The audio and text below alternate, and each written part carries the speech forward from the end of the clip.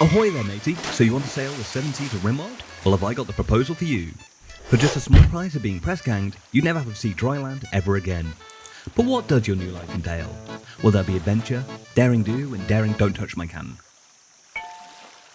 You bet there will. So let's set sail into Rimworld tides, and a few ideas for how a new expansion can be laid out. Firstly, see if you can find a boat. She's small, but all you can afford right now. Once you've done a few fishing and netting trips, you can trade your way up the scale to the first seaworthy vessel blueprint, the sloop. Placing these down is much cheaper than building it out block by block, but it's also limited in size and scope of opportunities for building further. Good for a few runs up and down the coast, but you can't go too deep into ocean waters. With a decent turn of speed though, you'll be more than welcome in the new coastal outpost that's sprung up.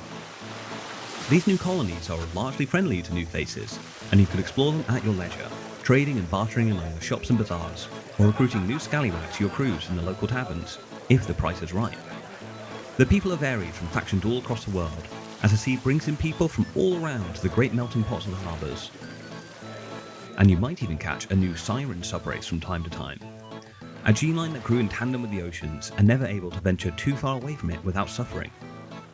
With the impressive ability to swim in choppy waters, short tempers and beautiful looks, they are as invaluable as they are tempting for a colony of the seas.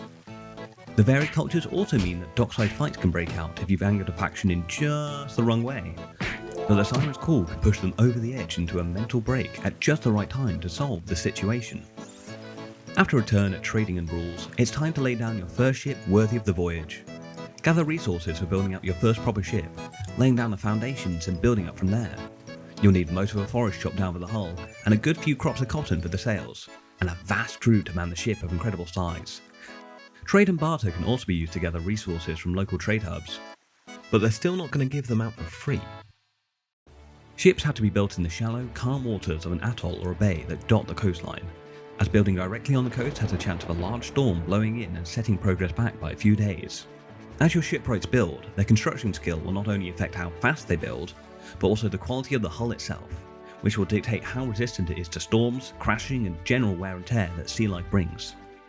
A ship requires constant maintenance to keep it afloat, or you're going down the fast way. Smaller vessels are more nimble around ports, able to dock in shallows around islands and far less noticeable on the world map. Larger vessels need more resource and upkeep, but can hold a vast number of crew and supplies, and have much larger amounts of space to build up the usual Rimworld essentials such as freezers, workshops and bedrooms. With the christening of the ship complete by giving your vessel its name and a launch party, you're nearly ready to raise sails. Pemmican and other long-lasting food need to be packed up to make sure you have enough supplies for the voyage. And don't forget the grog has to be stashed away as well. Now plot a course to stranger waters and into the vast expanse.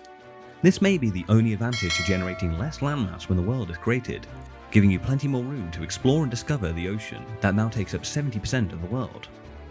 Traversing the sea can take days at a time between destinations, but there's plenty to be getting up to on the voyage.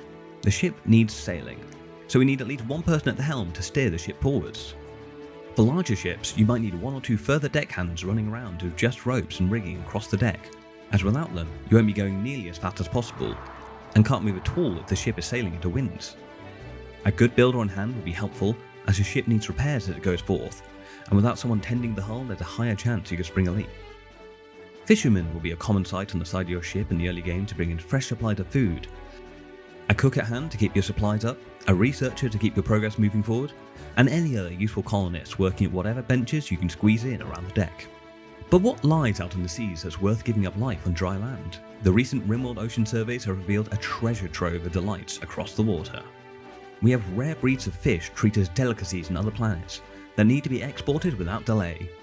You'll need large cargo holds and a good knowledge of nets and fishing grounds to make this moneymaker work, but each haul you bring in can earn thousands of silver.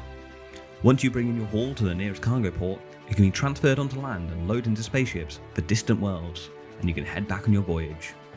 The incredible diversity of life formed in the Rim's undisturbed seas over the millennia means that aquatic sea life has evolved into weird and wondrous forms. As you bring in various fish, you can categorize your catches and separate the more promising ones off for biological assessment. The drug lab becomes a new home for the researchers as they cut open and document their findings, eventually discovering medicines and drugs for previously incurable conditions that can instantly stem bleeding, cure organ decay, or even reverse aging. Discover new islands off the shipping channels with new cultures of tribal colonies and settle down with them to renew your supplies, or take them off them by force if needed. Or find the remnants of long-forgotten civilizations and their hidden technologies stashed away for centuries, untouched and unplundered due to their remoteness. Beware the guardians and traps they leave behind, as it's often the reason that people have stayed clear of these islands for so long. And lastly, floating piles of trash and debris have amassed over the rim's many generations of settlers into great garbage patches. While hazardous to overstay your welcome, these can provide a brief landfall for your shipwright to perform repairs and scavenge over the abandoned piles from the centuries. Beware of becoming too rich though, as bigger ships and wealthier explorers have a higher chance of attracting unwanted attention. Pirates roam the high seas looking for any opportunity to raid an unsuspecting ship, and any ships not fast and nimble enough to outpace them will inevitably be drawn into combat. Ship-to-ship combat is a brutal situation, where positioning your ship on the broadside will be risky, often opening yourself back up for them to do exactly the same back to you. Skilled loaders and marksmen will make all the difference, as picking off a few crucial crew of the enemy ship will give you an advantage in an upcoming melee. When it comes down to the wire, grappling lines can be fired across and lock your ship together into a mess of lines, battle axes and muzzle fire. Without kill boxes and traps, getting to this point is going to be carnage. You better hope that you have a good medic on hand to patch up any survivors that make it out. If you're feeling violent though, you can do exactly the same to smaller merchant ships that roam the seas. Plunder their ships and seize their booty they have stashed away, if you can fight your way through their counterattacks. But what about the explorer of the modern age? We live in a world where starships travel the stars, and plasma weaponry isn't an uncommon sight from the experienced outpost. Surely we've moved past the age of sail. Further down the tech tree you unlock more advancement to your ships as you work your way up from wind to chem fuel powered boats that can make way no matter the winds and at a much faster pace. Discover ways to line your hull with stronger materials, all the way up to near cannon-proof plasteel for a boat that's as nimble as it is strong. Eventually, as you expand, you can build larger and larger cruisers, all the way up to floating fortresses with autocannons lining the decks, and power generation systems buried deep at the heart. Launch drop pods off the deck for easy access back to land for trading and questing, and you can live on the boat nearly forever as the high seas takes your heart. If you advance far enough, you can find a way to attach jet propulsion onto your ship, and skim across the waters faster than anything else. These jets would reduce any chance of turning or evading debris though, so make sure your boat can handle the roughest of rough seas. And as you sail the oceans, you can eventually lock onto a faint signal. Weak, right at the edge of your scanner's range, but something calls you to it. You chart passage into stormy seas that batter your hull, sending crew overboard and ghostly visions appear around the ship. Tales of the deep rattle your crew, of the monster that lies at the eye of the storm. Some say it's Behemoth, others tell of a lost civilization. You begin to encounter automated ships that run entirely by mechanical crew that have lain dormant but activate when approached, firing rounds of strange technology to ward you off or send any more persistent voyagers to the life raft.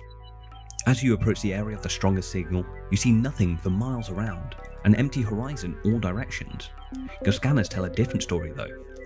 Equipping diving gear and vac suits, your colonists venture down and find a vast city buried in the sand, a culture over 1,000 years old that was claimed by the tides. And at the center of it, an Arco-Nexus core awaits, damaged by flooding, but it whispers instructions of how to stabilize, repair, and eventually recover it to the surface. If you can manage to fend off waves of nautical attack droids, scavenge supplies, and build a dry space to deflood the ancient AI, it promises you treasures beyond your imagining, and a path forward to the next step of civilization, whatever that may be. And so we have it, Rimworld Tides, a new take on Rimworld that lets you explore the most inaccessible areas of the map, make new frontiers, and live out the rest of your days in the wide blue expanse. These are just a few ideas I've had for how a new expansion can be factored around boats, but I'm sure there's hundreds of ideas I missed, so let me know any key mechanics or balance changes you'd want below. Thank you for watching, and I'll catch you anon.